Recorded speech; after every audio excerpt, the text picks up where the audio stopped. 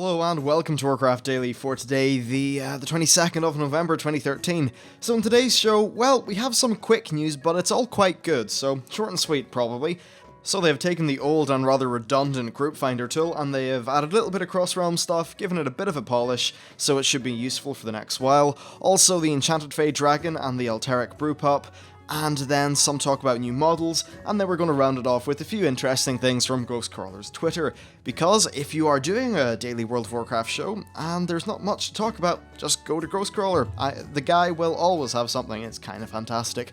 So, the new Raid Finder tool, well, this is a little bit like the old one. It is actually, user interface-wise, the same as the old one, meaning that it's a pain in the arse to use, and it's not that good, but what has been done is that they've updated a little bit, and it's now cross-realm. So you can access this by clicking other raids in your social tab, and then you'll see a big list of things. And they've added two new categories, which are Mists of Pandaria Flex and World Bosses, and these are specially enabled for cross-realm groups.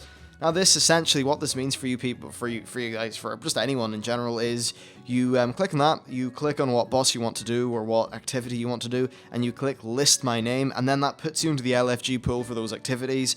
And then when you go over to the Browse tab, and you have all the different categories and drop-down lists, and you can see all the other players who have listed themselves. And essentially this is really just an advertisement board for saying, hey, I'm up for doing this, and then it'll put everyone in a big list, so it should be a little bit easier to form a group. Is this as good as OQ? No. No it isn't. Get OQ, it's better. But it's nice to see Blizzard at least putting things in the game that facilitate this kind of thing. Now, before anyone gets pissed off or anything, in patch 6.0 they are putting in a full thing which is a little bit like OQ. It's going to be better, more in the game, and more widely used. This was really just put in because they had the tech, and they thought, well, it's no sweat off our back if that's not even that's not a phrase, whatever. It's no issue to them, so they may as well push it in and give us some functionality. So yeah, it's nice enough. Now, other things, the Alteric Brewpop and Enchanted Fey Dragon are now for sale. Money. Well, the Brewpop is £8, and half of that goes to charity. It's probably $10 or whatever, because, Blizzard being Blizzard don't really know how to convert dollars into pounds sometimes. Also, the Enchanted Fey Dragon is for sale for, I think it's $25 or something like that. In and around the usual. Now, the Fey Dragon doesn't seem to have any charitable donation to it, but the Alteric Brewpop is 50%, and they're selling these in a bundle as well. The bundle is £24, so for us in the UK, that's a saving of £4. Really, not that much of a saving, but of course, only £4 of that will go to charity because it's only the Alteric Brewpop version or section of the money that's got the 50% charitable donation put to it. It's going to the Make-A-Wish charity. If you want to know what they do, well, essentially they kind of help out kids who are going through rough patches and that sort of thing, so it's nice enough. Now, in terms of the actual mounts themselves, well, the Enchanted Fey Dragon is a fairy dragon, whatever. It's rather cool, and its big selling point is that it will change color as you go through zones. Now, I've seen some, like in some of the video they show there, it almost looked like it changed in a way that reacted to the zone it was in. However, upon further inspection, I'm not particularly sure if that happens. I really would have loved it if it would, change based on the tile set of the zone it was in, but it's really just a very cool, pretty looking mount. I suppose for some people, I could definitely see it not being to their tastes, but I think it's rather nice. And my favourite thing here is the Alteric Brewpop. It's modelled off a St. Bernard dog. If you want to know what they are, well, they're a mountain rescue dog, and they have kegs of brew on them. When you right-click on the dog, you can get a keg of brew, which is kind of nice. Well, it's not in real life, so I suppose it's not really that nice, but it'll blow your screen and make it impossible to run places, so if you're into that sort of thing, then hey, it's great.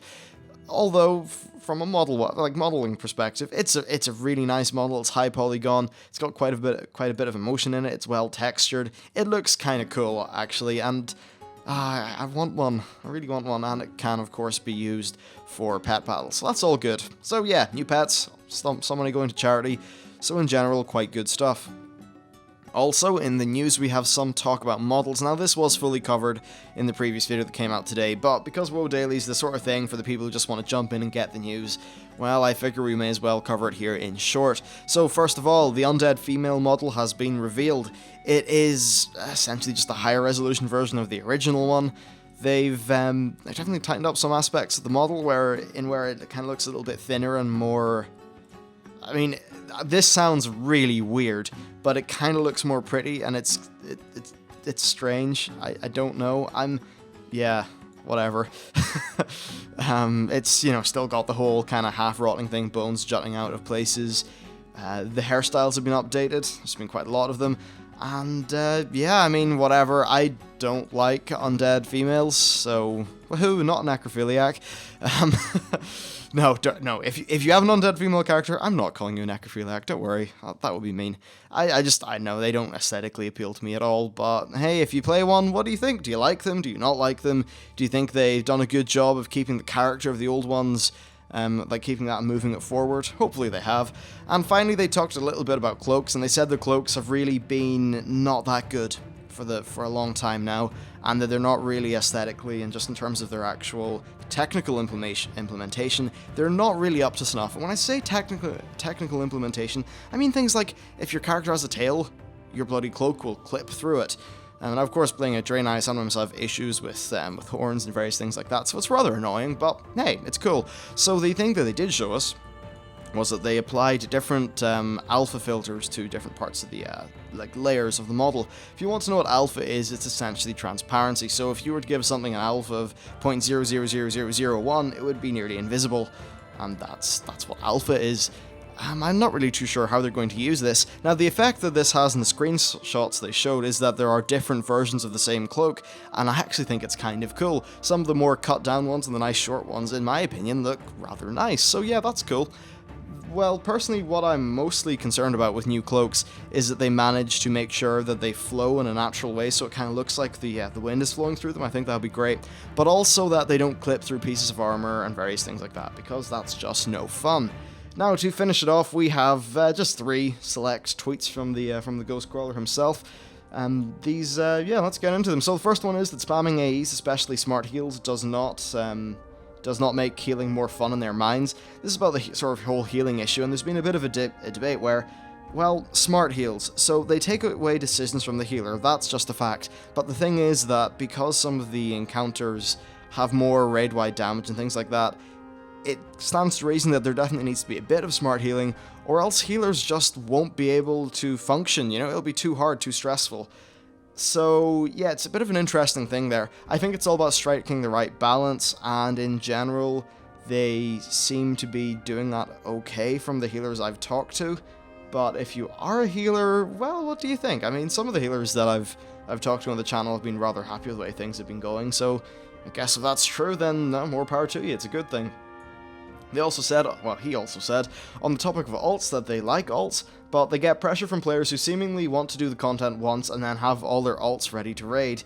And he did follow this up by saying that back in the day, people would alt a character because they wanted to experience a new character, but nowadays it just seems like people want to be able to do the same thing with a different toolset or in a different role, not necessarily doing the whole fully playing a new character sort of deal. And I think, yeah, you can't have alts that start off your ult can't start off you needing to put the exact same amount of work into it as you did with your main, because that is just a little bit too hard and yeah, too harsh on alts. That's a problem. I also think reputation is a massive issue with alts. I think the way that Mists of Pandaria did reputation with the whole once your main character hits revered, you can get that tomb, which increases your XP. I think that was okay, but the main issue was there was just too many darn dailies, and well, that'll be fixed going forward in Warlords of Draenor, so it shouldn't be as massive a problem. Although I think they will have a bit more of a focus on making sure things are alt-friendly in a way that doesn't trivialize things for doing new characters and give you lots of free loot. One of the criticisms of the Cataclysm model is that getting your alt up to speed was just so quick that you'd burn through all the content and have nothing to do, and indeed one of the major complaints about Cataclysm is that people just burn through the content so quickly and were bored for months, and that's why a lot of them left, and I don't blame them. And finally, this is on the topic of questing. They said that, well, questing and flying actually, that speeding up the XP per quest would make questing faster, and then flying would let you ignore some stuff in it. And in their opinion, what's best is to make it faster, in that, quests give you more XP in relation to, sort of relative to the amount you need to level, whereas flying just makes the content hollow. So it's better to have it faster because the questing's faster, rather than faster because you're trudging through all the shite faster on your mount.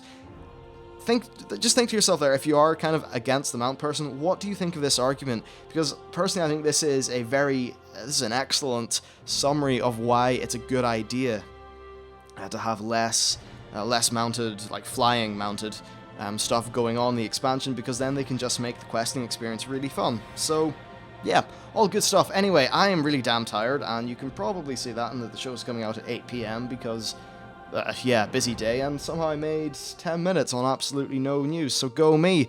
Thank you very much for watching. If you like the show, please like and subscribe and all that good stuff, and I'll see you next time.